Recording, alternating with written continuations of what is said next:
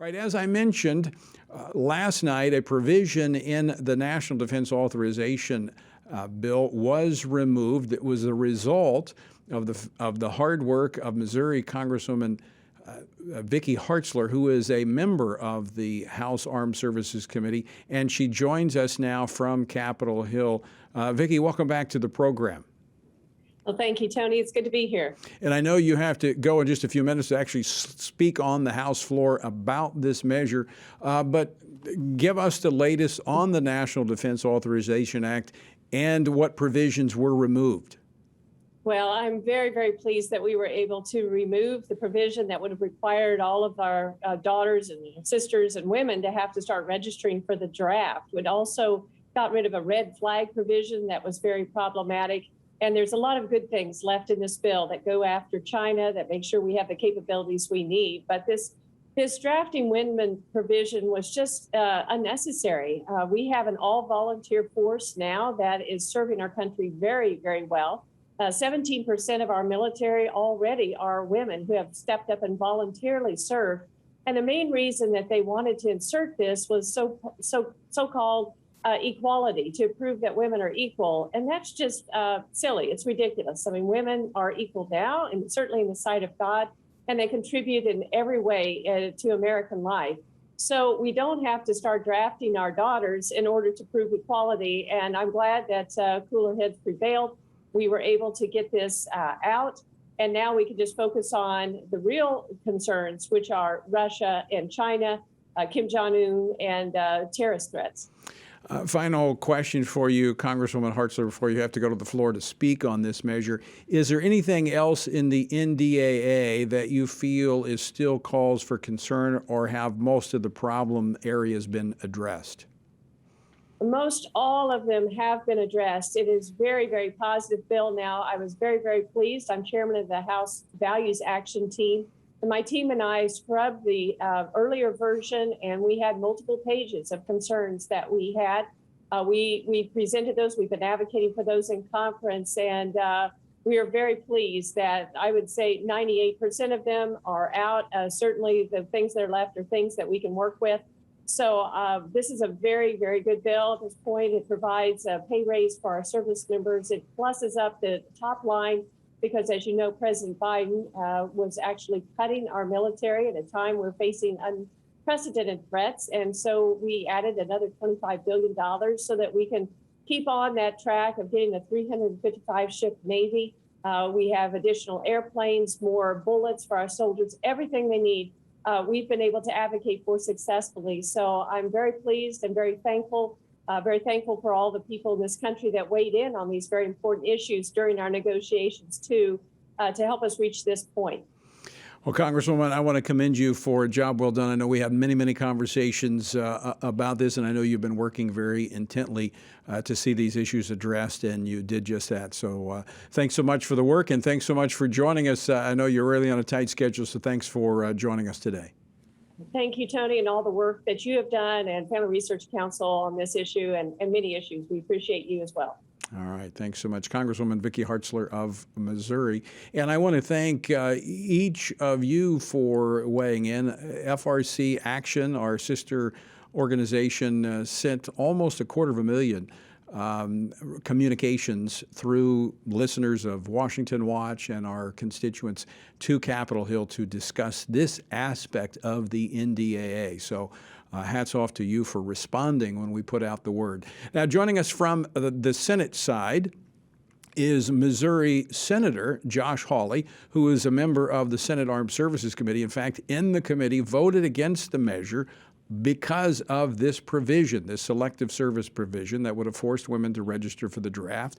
And he had an amendment to take it out on the Senate floor. Of course, the Senate Majority Leader, Chuck Schumer, was not allowing votes. So after really hard negotiations, this provision came out. Senator Hawley joins us now from the Senate. Senator, welcome to the program, and congratulations on getting this provision out of the bill. Tony, thanks so much for having me. So tell us a little bit about the negotiations to get this provision out. How difficult was it to get the Democrats to go along with removing this forced registration provision for women? I think at the end of the day that the Democrats didn't want to cast a vote that would have required daughters and wives and sisters, and by the way, we're talking about teenagers, 19, 21, 20 years old, to go out and register for the draft to fight America's wars. And, if that would have been the price of passing the NDAA in the Senate, I said that I'm going to force a vote on this, and we're going to put people on record because they should have to explain why it is that they want to carry out the largest expansion of the draft in American history and focus it entirely on women. At a time, by the way, Tony, when we're also seeing historic numbers of sexual assaults in the military. And what do the Democrats want to do? They want to draft more women. They want to force women to enter the military against their will. And my view is that that was bad policy from the first, and that they should have to answer the American people for it. I think at the end of the day, they didn't want to do that. I commend you for standing up and forcing the issue, because what I've seen far too often is that even on the Republican side of the aisle, there's a concern, we don't want to make too big of an issue of this, and we just kind of go along with this, what I call this slide that the Democrats are taking us on in terms of moving away from these core values of America, which there's never any idea that America would be drafting its daughters to defend this nation. Again, we've talked about not opposed. If women want to serve and they do serve honorably, that is great. And my daughters want to go in the military, I encourage them to do so. But I would never, ever be in support of drafting our daughters and young mothers to serve in our nation's military by force. Well, and the truth is, Tony, that women have served honorably and vitally in our armed forces for years and years and years now, which includes my own sister, by the way, and have been involved in our warfighting efforts in critical ways back to the founding of our nation.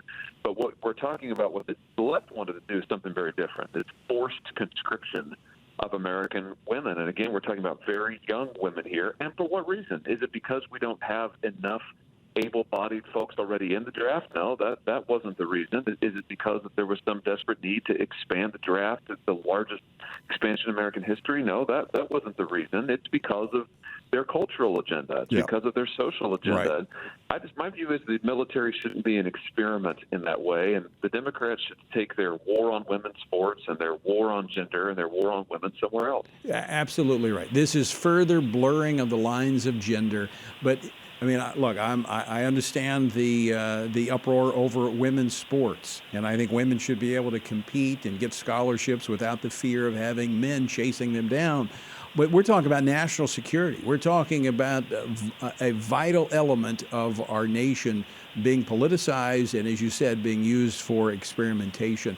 So, Senator Hawley, any other aspects of this bill that are problematic, or have they all been addressed from your perspective? Well, I want to study it closely, Tony. I mean, we have yet to see the final text, and I'm certainly not going to commit my vote until I see exactly what passes out of the House and gets over here to the Senate side. So this is a big, big bill, and there's always a lot of pressure for folks to stick stuff in there that is problematic and objectionable. So I want to read it myself. I'm going to read it before I vote on it. I'm going to read it before I pledge my vote. So I want to see that and see what we've ended up with. I will say that this is a big step forward, and I hope that the bill that the House passes will actually focus on our national defense and not on their trumped-up culture war and not on their pet projects. But listen, we got a lot of major defense priorities and challenges right now, starting with China. We need to be focused on those. One final question for you, Senator Hawley. Are there lessons that were learned here about when we force these issues that we can oftentimes prevail? Well, I do think that sunlight is the best medicine here, and I think that the American people deserve to know what is happening behind closed doors in these negotiations and what's happening when it comes to their national defense. And if their daughters are going to be drafted and their sisters and their wives and mothers are going to be drafted, Americans deserve to know about that. And it deserves to not just be tucked away in some giant bill that people only find out about it later, but they deserve to know who exactly is in favor of it and why. And so I think that bringing this out into the open and having a debate about it is the best way to do it, because it gives people a chance to know what the stakes are in the way in. Yeah, absolutely. Well, again, Senator Josh Hawley, I commend you for your leadership in the Senate, and thank you for taking this on and not letting go of it until we got a positive outcome. My hat's off to you, and thanks so much for joining us this afternoon.